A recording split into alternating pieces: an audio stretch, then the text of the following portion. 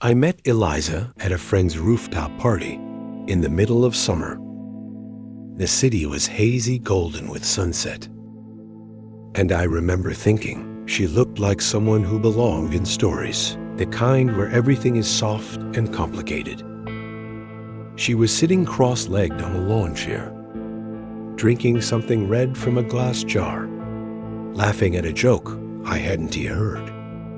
Her eyes caught mine, and for a moment, everything else disappeared.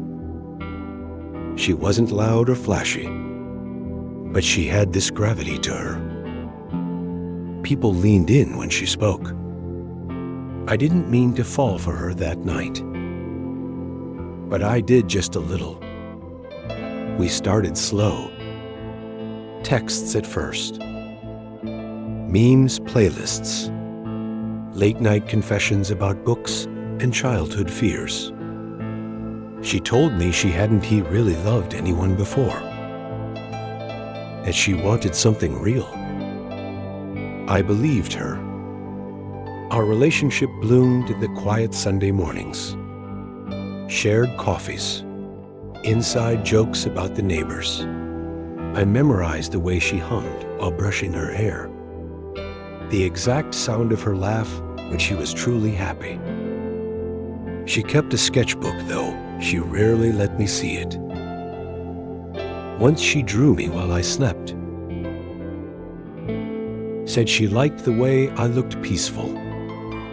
I didn't ask much about her past.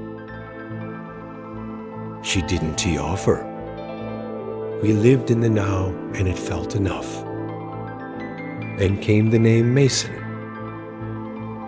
He was just a friend, someone from work. They did projects together, grabbed lunch sometimes. She talked about him casually, like mentioning a favorite pen or the weather. At first, I didn't think twice. But things started to shift. She began smiling at her phone more, the kind of smile she used to give me. She guarded it, kept it face down. Her schedule changed, more late nights, more unexplained meetings. She started calling me loveless and hey more. Still, I wanted to believe. One night, we were watching a movie. Her phone buzzed. She reached for it, quickly glanced, and smiled. I asked, was that Mason? She nodded, distracted, then turned back to the screen. I didn't sleep much that night. The following weeks were a blur of gut feelings and rationalizations. I told myself I was being insecure, that Eliza wouldn't cheat lie, but the ache in my chest grew heavier. Then came the moment I can't forget. We were getting ready for bed. Her phone was on the nightstand. She was brushing her teeth. It lit up. A message from Mason. I shouldn't have looked, but I did. It said, I can still taste your skin. Miss you already. I froze the air, left the room. My ears rang. Eliza walked out of the bathroom, saw me holding her phone. Her face changed not to guilt, to resignation. I didn't mean for it to happen. She whispered. I didn't yell. I didn't cry. I handed her the phone and walked out. The days after felt unreal.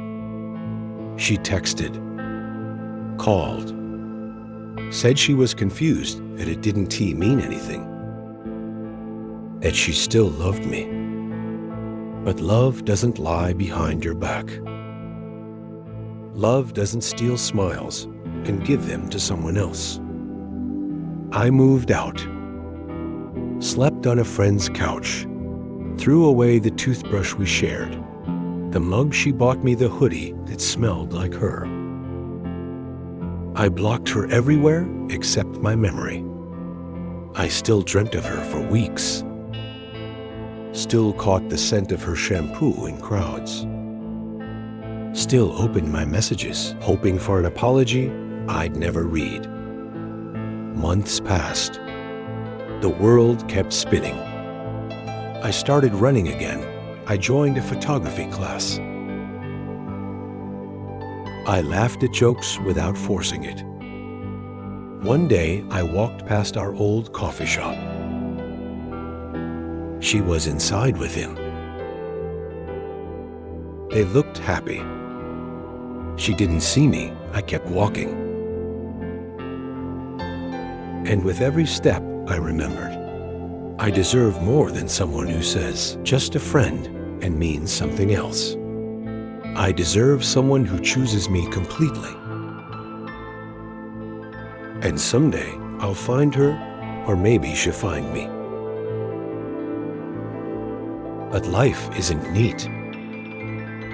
Healing isn't linear. Some nights I still thought about the early days. Her sketchbook, her soft voice in the dark. I wondered if she ever missed me. If Mason had replaced me in every corner of her life. Or if he just filled the silence I left behind. My therapist once told me that grief isn't just about death. It's about loss of a future you imagined, of a version of yourself that felt safe. I grieved us. I grieved the mornings with shared coffee, the half-written love letters, the playlists we made together. I tried dating again, but every time someone reached for my hand, I pulled away, not because I wasn't ready, but because my body still remembered what betrayal felt like. I didn't want to feel that again. Not ever. It took me a year to start over. I moved to another city, found a new apartment, learned how to cook for one without sadness in my chest. I published a photo series, candid shots of strangers on rainy days. It was well received. One reviewer said the pictures felt like standing in a moment you forgot you once loved. That felt like her. Sometimes I walk into bookstores, hoping to find a version of myself on the shelf, one who didn't hurt so much. But I always leave knowing I'm still writing that version. I learned something valuable: closure. Those and tea come in answers. It comes in living better, louder, freer. I met someone new last fall. Her name is June. She asks questions that make me think. She listens like it's an art form. She laughs with her whole body. We take things slow. And when I told her about Eliza, she didn't flinch. She just said thank you for trusting me. It's not a fairy tale. It's real. And that is more than enough. Still sometimes, when I see two people whispering across a cafe table or laughing over something on a phone, I feel that old ache. But it's softer now, duller, like an old scar on a healed wound. I survived. And in that survival, I found something I never expected: peace.